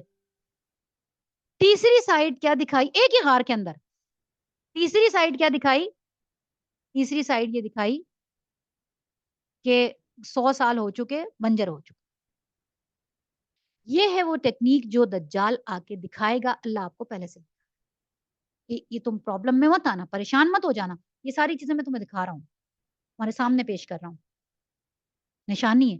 بعد میں ایک دم سے تمہیں عجیب سا نہ لگے کہ تمہیں دجال نے یہ ساری چیزیں دکھائیں، تمہیں تو پتہ ہی نہیں تھا.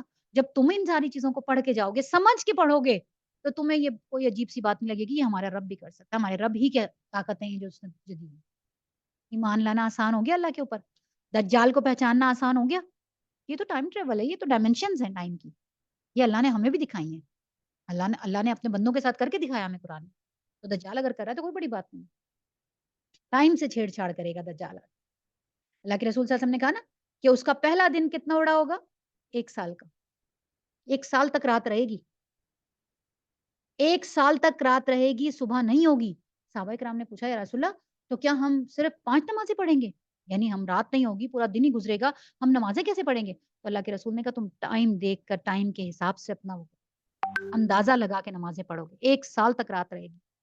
پہلا دن اس کا 1 سال کا ہوگا، دوسرا دن اس کا 6 مہینے کا ہوگا، تیسرا دن اس کا 1 مہینے کا ہوگا، چوتھا دن اس کا ہفتے کا ہوگا، اور اس کے بعد پھر نارمل ڈیز آ جائیں گے. 40 دن. وہ سب کچھ کنٹرول کرے، ہر چیز کنٹرول میں ہوگی. مار بھی دے گا. اس کے ایک ہاتھ میں آگ ہوگی اور ایک ہاتھ کے اندر پانی ہوگا پہاڑوں کی طرف سے. اب اس کا پتہ یہ مطلب ریسرچ یہ کہتی ہے، اور جو لوگ اس کے اوپر تحقیق کرتے ہیں وہ یہ کہتے ہیں، ابھی سائنسدان اس کے اوپر بھی تحقیق کر ہی رہے ہیں، کہ یہ جو پہاڑوں کی طرف بھیجنے والی جو حدیث ہے، اس کا کیا مطلب ہے کہ جو پہاڑ ہوں گے ان کے اندر سے کوئی ایسی چیز نکل رہی ہوگی کہ جو سیو کر لے گی، کیونکہ اس کا کنٹرول دنیا پہ تو ہو جائے گا. اب کیا پہاڑوں کے اندر کوئی ایسی انرجی ہوگی کہ جہاں پہ اس کا زور نہیں چلے گا، اور مسلمانوں کو کہا گیا کہ جب تم اس کو دیکھو تو تم پہاڑوں کی طرف چلے جانا. یہاں تک اس کے آنے سے 4 سال پہلے قحط آ جائے، کچھ بھی نہیں ہوگا کھانے کو، کوئی چیز نہیں ہوگی. اور پھر جب وہ آئے گا تو وہ بہت بڑی چیریٹی کرے گا پوری دنیا کے اندر، لوگوں کو کھانے دے گا، لوگوں کے لیے چیزیں پرووائڈ کرے گا، ہر چیز دے گا لوگوں کو. پھر لوگ جب اس سے قریب ہو جائیں گے پھر وہ یہ معجزے دکھائے گا، یہ اس کے معجزے ہوں گے. اور پھر اس کے بعد وہ کہے گا میں رب ہوں، تم بھول گئے تھے کہ کون ہوں میں، ہی تو تمہارا رب ہوں، مجھے رب مان لو.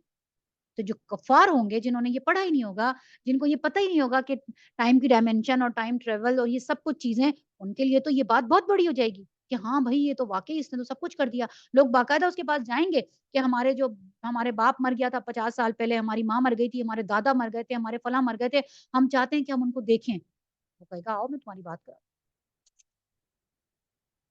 کھانے کو کچھ بھی نہیں ہوگا. اللہ کے رسول صلی اللہ علیہ وسلم سے صحابہ نے بھی یہی سوال کیا تھا، اللہ کے رسول ہم کھائیں گے کیا؟ کہے تو کھانے کو کچھ بھی نہیں ہوگا. اللہ کے رسول نے کہا صلی اللہ علیہ وآلہ وسلم نے، تمہارا کھانا پینا سبحان اللہ، اللہ اکبر، الحمد للہ، یہ تمہارا کھانا پینا ہو. جو جتنا زیادہ ذکر کرے گا اس کا پیٹ اتنا بھرا رہے گا. اسلام سے جا رہے ہوں گے. صبح کا مومن شام کا کافر ہوگا، شام کا مومن صبح کا کافر ہوگا. اسلام سے جا رہے ہوں گے. کیا کہا؟ دجال آ جائے تو کبھی بھی اس کو دیکھنے کی خواہش مت کرنا. تم اس کے سامنے چلے گا تو پھر تمہارا اس سے ایمان، میکسیمم چانسز یہی ہیں کہ تم ایمان لے.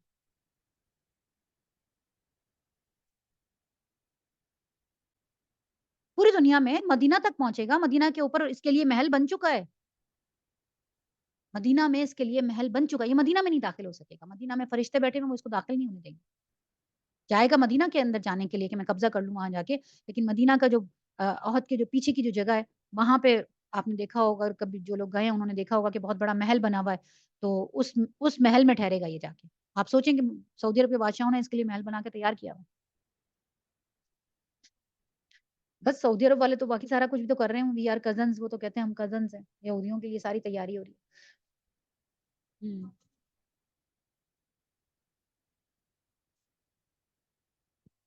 انہوں نے سب سے ہم سے زیادہ انہوں نے پڑھا ہوگا. ہمیں تو آج پتا چل رہا ہے.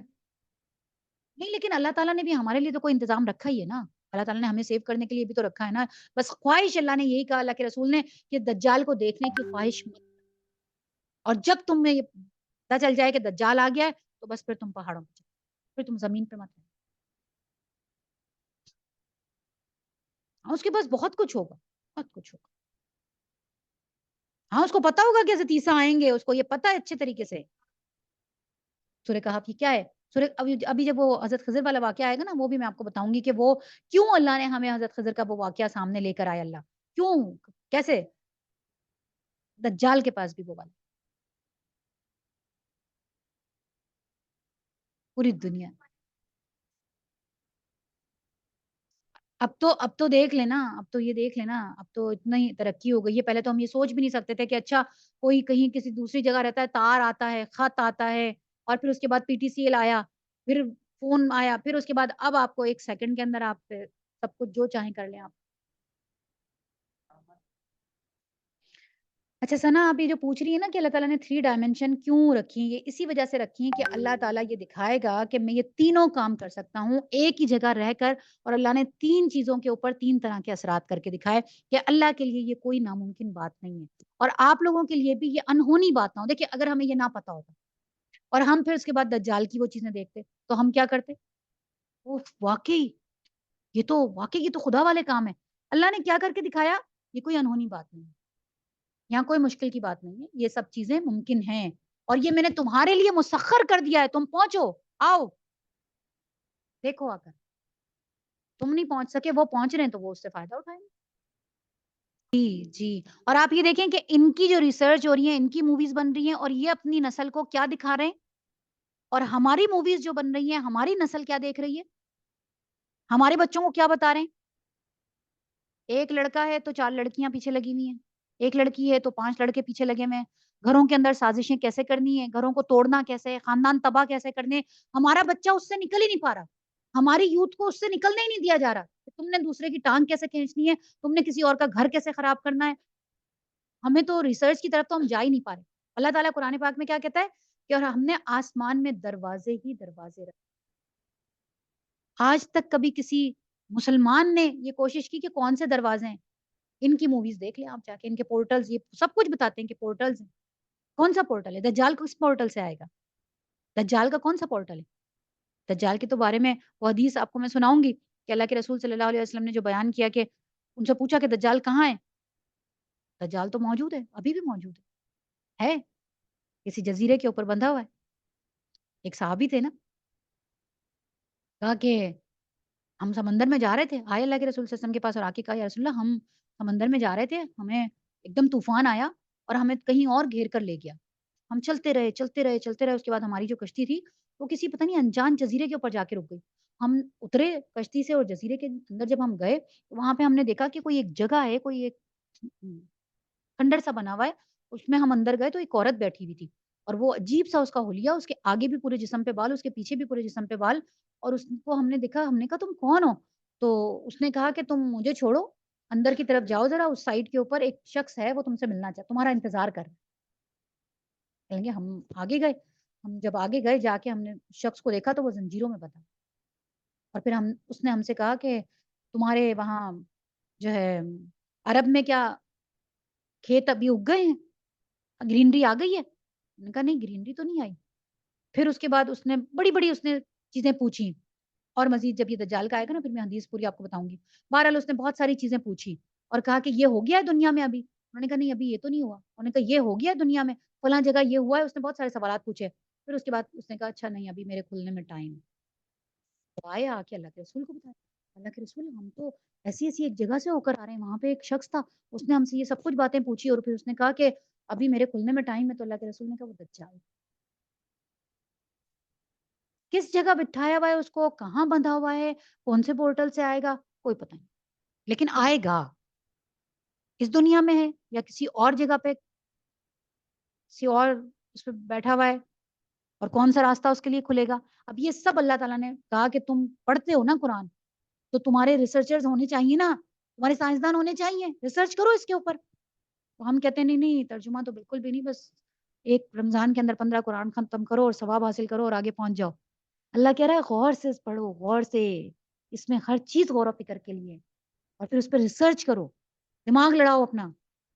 कितने बच्चे हैं जो ये सोचते हैं कि हम इसके अंदर पढ़ेंगे और इसको रिसर्च करेंगे और जाके साइंसदान बनेंगे, और जो अल्लाह ताला ने ये बताई हैं बातें, इनको हम देखेंगे कि क्या है ये चीज़। कितने बच्चे हैं? किसकी प्लानिंग में है? किसी की भी। उसके बाद सोचेंगे, माँ-बाप को पता होगा तो माँ-बाप आगे बच्चों को बताएँगे और उनके लिए प्लानिंग करेंगे। माँ-बाप को यही पता है, डॉक्टर बना दो, इंजीनियर बना दो, आईटी स्पेशलिस्ट बना दो, सॉफ्टवेयर इंजीनियर बना दो, कंप्यूटर साइंस करवा दो, यही बस पता है। पता ही नहीं है। जिनको ये पता है, उन्होंने अपना काम पूरा किया हुआ है। तो अल्लाह ताला क्या फरमाते हैं कि وہ کبھی بھی یہ نہیں کہے گا وہ انسان کہ تم اللہ کے بجائے میرے بندے بن جاؤ، وہ تو یہی کہے گا کہ سچے ربانی بنو، جیسا کہ اس کتاب کی تعلیم کا تقاضا ہے جسے تم پڑھتے اور پڑھاتے ہو، اور تم میں سے ہرگز یہ نہ کہے گا، اور تم سے وہ ہرگز یہ نہ کہے گا کہ فرشتوں کو یا پیغمبروں کو اپنا رب بنا لو۔ کیا یہ ممکن ہے کہ ایک نبی تمہیں کفر کا حکم دے جبکہ تم مسلم ہو؟ یاد کرو اللہ نے پیغمبروں سے عہد لیا تھا کہ آج ہم نے تمہیں کتاب اور حکمت اور دانش سے نوازا ہے، کل اگر کوئی دوسرا رسول تمہارے پاس اسی تعلیم کی تصدیق کرتا ہوا آئے جو تمہارے پاس پہلے سے موجود ہے تو تم کو اس پر ایمان لانا ہوگا اور اس کی مدد کرنی۔ اس آیت سے کیا پتہ چلتا ہے؟ اس آیت سے یہ پتہ چلتا ہے کہ جیسے ہم سورہ اعراف کے اندر اللہ تعالیٰ ہمیں فرماتے ہیں کہ اللہ نے ہماری تمام روحوں سے ایک عہد لیا ہے۔ کس کس کو پتا ہے کہ ہم سب اللہ کو عہد دے کر آئیں؟ عہد الست کہتے ہیں، ہے نا؟ کیا ہوا تھا اس کے اندر؟ عہد الست میں کیا ہوا تھا؟ بلا، کیوں نہیں؟ شہد نہ، ہم گواہی دیتے ہیں آپ ہمارے رب ہیں۔ تو اللہ تعالیٰ نے پوری دنیا کی روحوں کو حضرت آدم علیہ السلام سے لے کر ابھی یہ دنیا میں نہیں آئی تھی، ابھی ان کو بھیجنا تھا، اس سے پہلے ہی جب اللہ نے روحیں بنا لی تو اللہ نے ان سب کو اپنے سامنے حاضر کیا اور ان سے پوچھا الست بربکم، یہ کافر کی بھی روح تھی، یہ عیسائی کی بھی تھی، یہودی کی بھی تھی، یہ سب تھے، دنیا کی ہر روح یہ گواہی دے کر آئی ہے۔ تو اللہ نے پوچھا الست بربکم، کیا میں تمہارا خدا نہیں ہوں؟ تو انہوں نے کہا بلا، کیوں نہیں، شہدنا، ہم گواہی دیتے ہیں کہ آپ ہمارے رب ہیں۔ اسی طرح سے اس آیت سے یہ پتہ چلتا ہے کہ اس کے بعد ایک اور اللہ تعالیٰ نے وعدہ لیا، وہ کن سے لیا؟ تمام انبیاء اور رسولوں کی روحوں کو بلا کے ان سے یہ وعدہ لیا اللہ تعالیٰ نے کہ تم یہ گواہی دیتے ہو کہ تمہارے بعد جو رسول بھی تم میں سے پہلے جائے گا اور اس کے بعد جو رسول آئے گا وہ اس رسول کی تائید کرے گا کہ یہ جو میرا اس سے پہلے آیا تھا میں اس کی تائید کرتا ہوں، یہ واقعی سچا تھا، اور جو پہلے جانے والا ہوگا وہ پیچھے آنے والے کے بارے میں بتا کر آئے۔ کیا کہا اللہ تعالیٰ نے؟ کہ جو تمہارے پاس پہلے سے موجود ہے تم کو اس پر ایمان لانا ہوگا اور اس کی مدد کرنی ہوگی۔ یہ ارشاد فرما کر اللہ نے پوچھا کیا تم اس کا اقرار کرتے ہو اور اس پر میری طرف سے عہد کی بھاری ذمہ داری اٹھاتے ہو، یعنی وعدہ کرتے ہو کہ تم یہ کرو گے؟ انہوں نے کہا ہاں میں اقرار کرتی ہوں۔ اللہ نے فرمایا اچھا تو گواہ رہو، میں بھی تمہارے ساتھ گواہ ہوں، اس کے بعد جو اپنے عہد سے پھر جائے پھر وہی فاسق۔ یہ کن سے وعدہ ہو رہا ہے؟ تمام انبیاء، تمام رسول جتنے اللہ تعالیٰ نے اپنے پیغمبر بنائے ہیں دنیا کے اندر بھیجے، اللہ نے ان سب کی روحوں سے لیا۔ اب کیا یہ لوگ اللہ کی اطاعت کا طریقہ، دین اللہ چھوڑ کر کوئی اور طریقہ چاہتے ہیں؟ حالانکہ آسمان اور زمین کی ساری چیزیں چاروں ناچار اللہ ہی کے تابع فرمان ہیں یعنی مسلم ہیں۔ آسمان کی ساری چیزیں، غور کریں کیا چیزیں ہیں آسمان کی؟ آسمان اور زمین کی ساری چیزیں کہہ رہا ہے اللہ، کیا کیا آ جاتا ہے اس کے اندر؟ بس ہمیں تو انہیں کا 4-5 چیزوں کا پتا ہے نا، ہم نے ریسرچ ہی نہیں کی، ہمیں پتہ ہی نہیں۔ ہمیں کب پتہ چلے گا؟ جب ہم ریسرچ کریں گے۔ پوری گلیکسی موجود ہے، گلیکسیز موجود ہے، اور ہمیں نہیں پتا کہ کتنی زمینیں اور ہیں، کہاں کہاں پر زمینیں موجود ہیں۔ اور یاجوج ماجوج کے بارے میں بھی یہی آتا ہے نا کہ وہ ابھی تک یہ نہیں پتا چل پایا کہ بھائی وہ کہاں ہیں۔ اللہ کہتا ہے کہ آدم علیہ السلام، جو حدیث سے پتہ چلتا ہے وہ یہ پتہ چلتا ہے کہ یاجوج ماجوج حضرت آدم کی ہی نسل سے ہوں گے۔ اب یہ نہیں پتا کہ یہ یاجوج ماجوج کسی اور زمین کے اوپر ہیں، کسی اور زمین کے، کیونکہ اللہ نے کیا کہا کہ میں تجھے زمین پر تمام زمین والوں کی تمام زمینوں کے لیے خلیفہ بنانے والا، جتنی بھی زمینیں ہیں ان سب کے خلیفہ حضرت آدم علیہ السلام۔ اب ان سب پر مخلوق کون ہے، کیسی ہے، یہ ریسرچ ہمیں کرنی ہے۔ اس کے لیے اللہ نے ہمیں کہا کہ تمہارے لیے مسخر کر دیا، تم کوشش کرو، جتنی کوشش کرو گے اتنی نالج پاؤ گے۔ یہ نہیں کہا بند کر دیا، منع کر دیا، روک دیا، یہ متشابہات میں سے نہیں ہے۔ ان کے لیے تو اللہ تعالیٰ آپ کو دعوت دیتا ہے کہ ہم نے زمین آسمان تمہارے لیے مسخر کر دی، آؤ تلاش کرو، جتنی تلاش کرو گے جتنی کوشش کرو گے اتنا پاؤ۔ بالکل کرتی، بالکل کرتی، ایسے تھوڑی بنائیے۔ آپ کو کیا لگتا ہے آپ کا جو اتنا سا ذرہ برابر ہے اس کے اندر تو اتنی عوام ہے خربوں، اور پوری باقی سب خالی ہے؟ آپ کو کیا لگتا ہے؟ آپ کا دماغ کیا کہتا ہے؟ عقل کیا کہتی ہے؟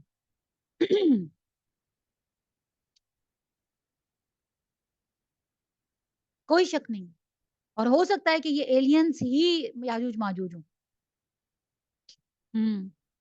ان کے بارے میں یہ آتا ہے کہ یاجوج ماجوج اتنے اتنے بڑے ہوں گے، مطلب 4 بالش کے برابر حدیث میں آتا ہے کہ ان کا قد 4 بالش کے برابر, اور ان کے کان اتنے بڑے بڑے ہوں گے کہ یہ ایک کان کو بچھاتے ہیں, اس پر لیٹ جاتے ہیں اور دوسرا کان اس کے اوپر اوڑھ لیتے ہیں. تو اب کارٹونز بھی, اب آپ دیکھیں ان کی ریسرچ دیکھیں, ان کی ریسرچ دیکھیں کہ انہوں نے یہ احادیث پڑھ کے اور باقاعدہ موویز اور کارٹون بنا لی.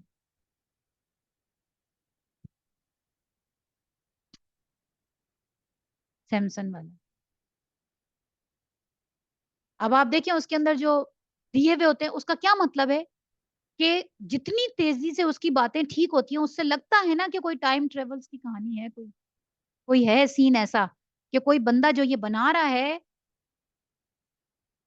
اس کا سلسلہ کچھ ہے کہ جو, اور نہیں وہ کچھ ایسی جگہ پہ یا کسی ایسے پورٹل سے وہ ساری چیزیں دیکھتا ہے کہ آگے فیوچر میں کیا ہونے والا ہے, کچھ نہ کچھ تو ہے نا. تو یہ ریسرچ بتائے گی آپ کو, جب آپ کوشش کریں گے, جب آپ جائیں گے اس فیلڈ کے اندر, تو پھر آپ یہ سارے دروازے کھولیں گے اور آپ وہاں تک پہنچیں گے. کون سی ایسی ٹیکنالوجی تھی اس کے پاس کہ اس نے کسی اور ملک کی ملکہ کا تخت اٹھایا, جنات سے پوچھا, حضرت سلیمان علیہ السلام نے, بہت دیوی بہت بڑا جن تھا ان کے دربار کا, سب سے پاورفل جن تھا, جس سے انہوں نے پوچھا تھا کہ تم کتنی دیر میں لے کر آؤ گے. ان کے دماغ میں یہی تھا نا کہ بھئی یہ جن یہ لے آئے گا. اس نے کہا میں آپ کی محفل ختم ہونے سے پہلے لے آؤں گا, یعنی مجھے اتنا ٹائم دے, محفل ختم ہونے سے پہلے لے آؤں. جن کہہ رہا ہے جو بہت طاقتور ہے, جس کے بارے میں قرآن کہتا ہے بہت طاقتور ہے, لیکن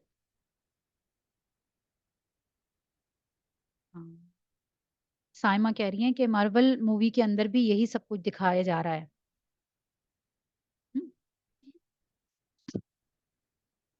وہ ریسرچ کر رہے ہیں. ہاں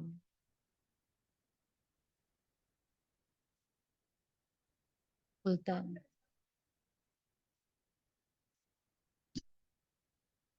تو حضرت سلیمان علیہ السلام نے جب اس سے کہا کہ تم کتنی دیر میں لاؤ گے, تو جن کہنے لگا کہ میں محفل ختم ہونے سے پہلے لے آؤں گا. ساتھ ہی جو انسان بیٹھا ہوا تھا, اللہ کہتا ہے کہ اس نے کہا کہ میں تو پلک جھپکتے میں لے آؤں گا, بولا بھی اور ساتھ ہی لے بھی آیا. اور اللہ اس کے بارے میں کہتا ہے وہ کتاب کا علم رکھتا ہے. اب کون سی کتاب تھی وہ؟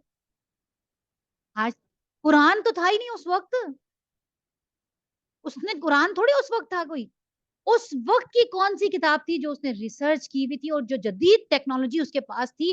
ابھی تک ہم نے جتنی ٹیکنالوجی استعمال کی ہے یا ہم دیکھ رہے ہیں وہ بس اتنی ہے کہ ہم آمنے سامنے ایک دوسرے کو بیٹھ کے دیکھ لیتے ہیں. ابھی تک ایسا نہیں ہوا. بڑا دل کرتا ہے کہ کوئی ادھر سے کچھ کھا رہا ہو تو ہمیں بھی کچھ پکڑا دے, ہے نا, اسکرین کے اس سائڈ پہ کوئی بیٹھا ہوا ہو. انسان لے کر آیا تھا قرآن. قرآن کہتا ہے کہ وہ ایک انسان تخت لے کر آیا تھا اور اس نے کہا کہ میں پلک جھپکنے سے پہلے لے آؤں گا, اور لے بھی آیا. اور اللہ اس کے بارے میں کہتا ہے اس کو کتاب کا علم. اب ہم نے یہ پڑھ کے ہم قرآن ختم کر گئے, ہم نے آج تک اس پہ ریسرچ ہی نہیں کی کون سی کتاب تھی بھائی جس کا علم تھا اس کو, وہ کون سی جدید ٹیکنالوجی تھی جس کے اندر ایک سیکنڈ میں. جی ہم بہت, ہاں ہاں, اور ہمیں ابھی تک نہیں ملی یہ چیزیں.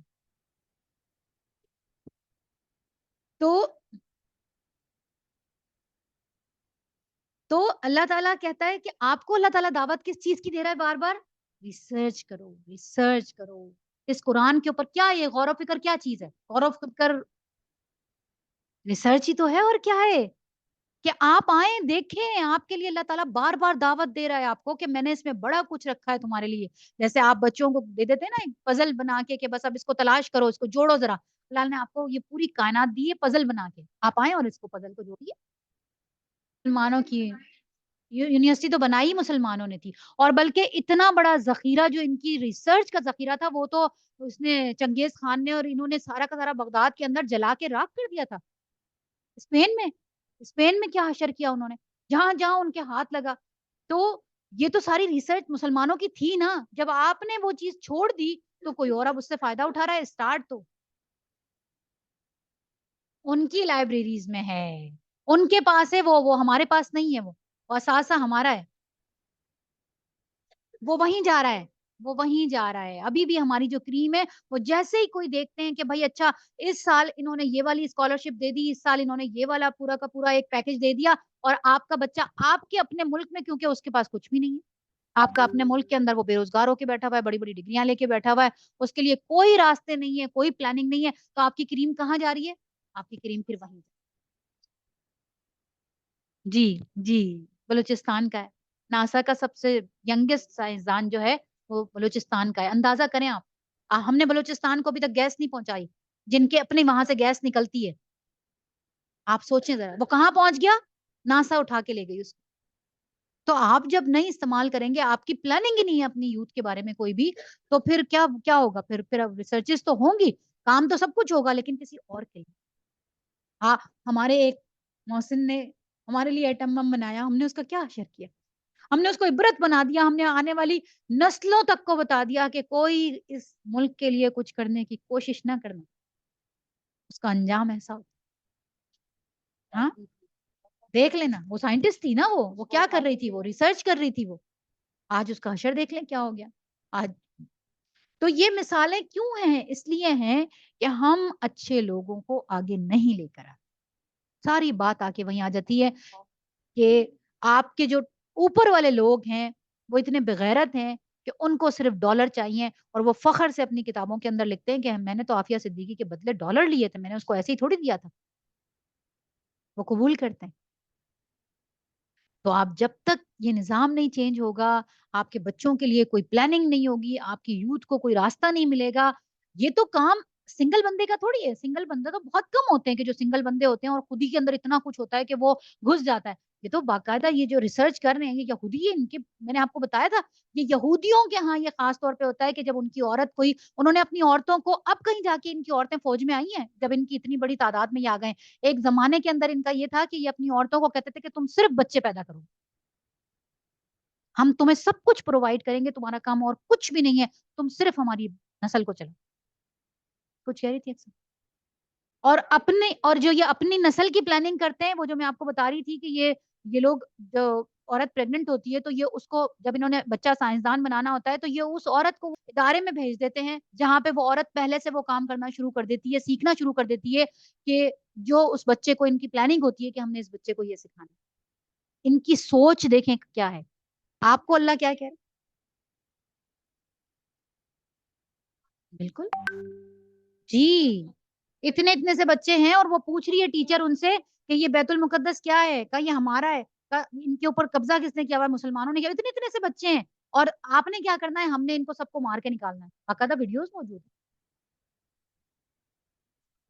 نسل وہ وہی بچے ہیں, یہ وہ بچے ہیں جو اب بڑے ہو گئے نا, 20-25 کے ہو گئے, جوان ہو گئے, ایک نسل تیار ہو گئی نا. تو کہاں سے پلاننگ ہوئی؟ وہاں سے پلاننگ. اور ہمارا جو ہے وہ, ہم اپنے پی ایس ایل کے اندر فلسطین کا جھنڈا بھی نہیں لے کے جا سکتے. تو آپ سوچیں نا کہ ہم کہاں ہیں, اور ہماری باغ دوڑ کس کے ہاتھ میں, ہماری کون چلا رہا ہے ہمیں. یہ سارا نظام اصل میں چینج ہوگا, یہ ساری چیزیں چینج ہوں گی, تو پھر انشاءاللہ تعالیٰ تبدیلی آئے گی, اور اس کے لیے ہم سب کو کام کرنا ہے. اللہ فرماتا ہے کہ حالانکہ آسمان اور زمین کی ساری چیزیں چاروں نہ چار اللہ ہی کے تابع فرمان ہیں, اور اسی کی طرف سب کو پلٹنا ہے. اے نبی صلی اللہ علیہ وسلم, کہو کہ ہم اللہ کو مانتے ہیں, اس تعلیم کو مانتے ہیں جو ہم پر نازل کی گئی, ان تعلیمات کو بھی مانتے ہیں جو ابراہیم علیہ السلام, اسماعیل علیہ السلام اور اسحاق اور یعقوب علیہ السلام اور اولاد یعقوب پر نازل ہوئی, اور ان ہدایات کو بھی پر بھی ایمان رکھتے ہیں جو موسیٰ علیہ السلام, عیسیٰ علیہ السلام اور دوسرے پیغمبروں کو ان کے رب کی طرف سے دی گئی. کیا ضرورت تھی اتنی لمبی بات کرنے کی؟ پیچھے بھی بات کر چکا اللہ, اور بار بار کرے گا. کیوں کرنے کی ضرورت پیش آئی؟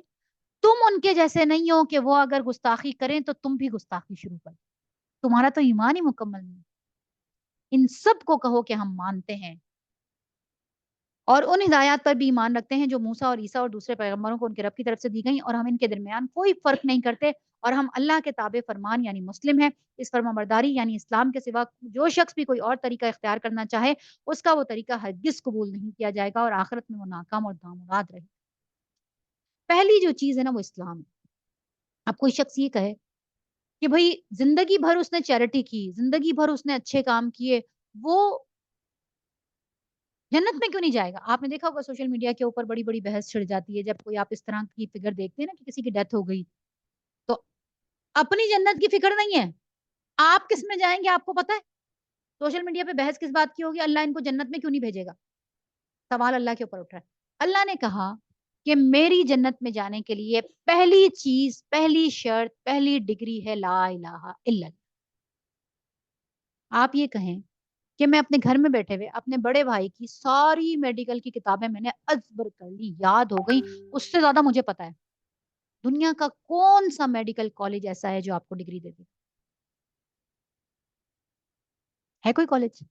نہیں دے گا نا، کیوں نہیں دے گا؟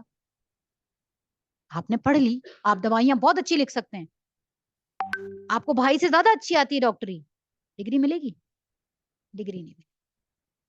ڈگری کی شرط یہ ہے کہ آپ کسی ایڈمیشن کروائیں کسی کالج کے اندر، وہاں جا کے امتحان دیں، وہاں کی ڈگری ملے گی تو آپ سرٹیفائڈ ڈاکٹر کہلائیں گے۔ تو اسلام اور جنت میں جانے کے لیے جو سب سے پہلی ڈگری ہے، جو سب سے بڑی شرط ہے، وہ ہے لا الہ۔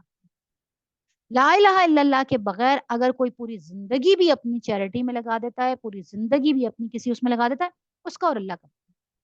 میں اللہ سے کوشچن کرنے والی کو، آپ کسی ادارے سے جا کے کوشچن کر سکتے ہیں کہ آپ کیوں نہیں اس کو میڈیکل کی ڈگری دیتے؟ دیکھیں نا، یہ تو ڈاکٹروں سے زیادہ اچھی دوائیاں لکھتا ہے، اس کو سارا کچھ پتا ہے، تو آپ کیوں نہیں اس کو ڈگری دیتے؟ آپ کہتے ہیں نہیں نہیں بالکل صحیح ہے بھائی، ان کا طریقہ کار ہے، رول ہے یہ۔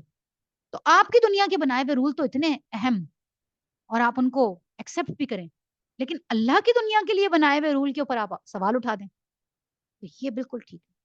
ایسی کسی بحث میں ہمیں پڑھنا بھی نہیں چاہیے، اس کا حصہ بھی نہیں بننا چاہیے۔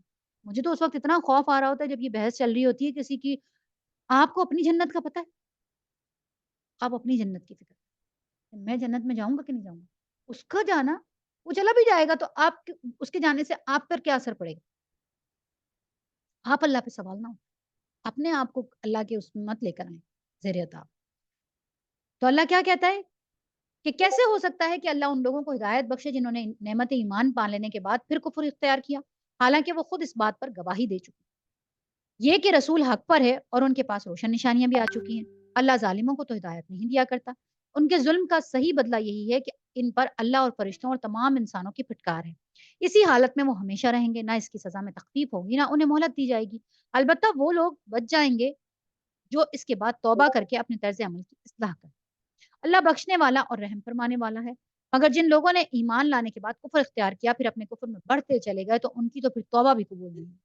ایسے لوگ تو پکے گمراہ ہیں۔ یقین رکھو کہ جن لوگوں نے کفر اختیار کیا اور کفر ہی کی حالت میں جان دے دی، ان میں سے کوئی اگر اپنے آپ کو سزا سے بچانے کے لیے روئے زمین بھر کر بھی سونا فدیے میں دے تو اسے قبول نہیں کیا جائے گا۔ ایسے لوگوں کے لیے تو دردناک سزا تیار ہے اور وہ اپنا کوئی مددگار نہیں پائیں گے۔ اللہ کہتا ہے پھر یہ فدیے میں دینے کے لیے تیار ہو جائیں گے، پورا زمین کے برابر بھر کے سونا دے دیں گے، لیکن اللہ نہیں لے گا، فدیہ تو قبول ہی نہیں ہے۔ اللہ رب العالمین صلی اللہ تعالی علی خیر خلقہ و اصحابہ اجمعین برحمتک یا ارحم الراحمین، آمین۔ سبحان اللہ و بحمدہ، سبحان اللہ العظیم، سبحان اللہ و بحمدہ عدد خلقہ و رضا نفسہ و زنۃ عرشہ و مداد کلمہ۔ ربنا ظلمنا انفسنا وان لم تغفر لنا وترحمنا لنکونن من الخاسرین۔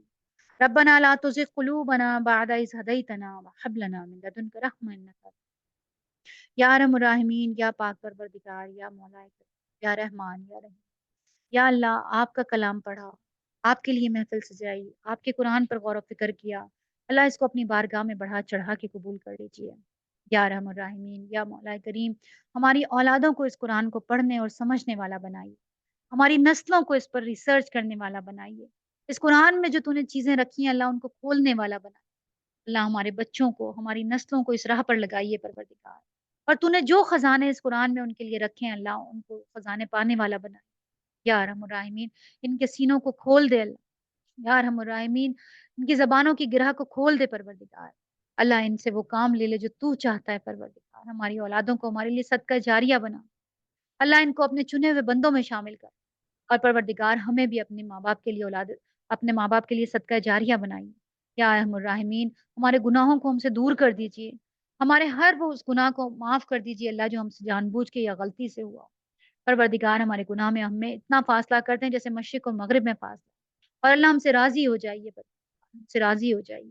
اللہ اہل غزہ کی مدد کیجیے پروردگار، اللہ ظلم کے جو پہاڑ ان پہ ٹوٹ رہے ہیں اللہ اس ہاتھ کو روک لیجیے، اللہ ظالموں کے ہاتھ توڑ دیجیے پروردگار، فرشتوں کی نصرت بھیجیے اللہ، آپ کی سنت ہے، بے بس لوگوں کی مدد آپ کیا کرتے ہیں اللہ، آپ کی سنت ہے، آپ فرشتے بھیجا کرتے ہیں، اپنے فرشتوں کو بھیجیے اللہ۔